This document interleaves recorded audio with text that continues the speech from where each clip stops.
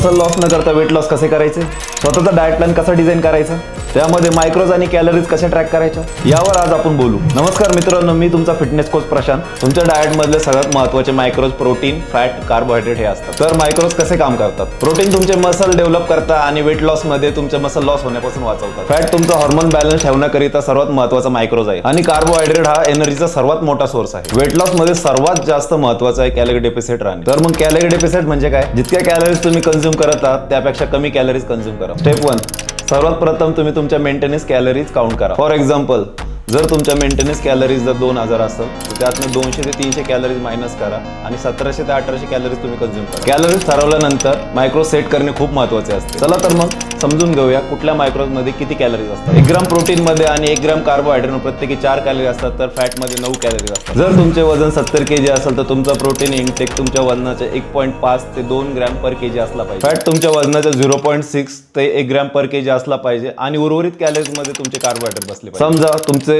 Weight जर 70 kg असेल तर 70 गुणिले 2 केल्यानंतर तुमचा डेली प्रोटीन इंटेक भेटेल, जो की 140 ग्रॅम असेल आणि 140 ग्रॅम गुणिले 4 केल्यानंतर तुम्हाला प्रोटीनच्या कॅलरीज मिळेल, ज्या की 560 असेल.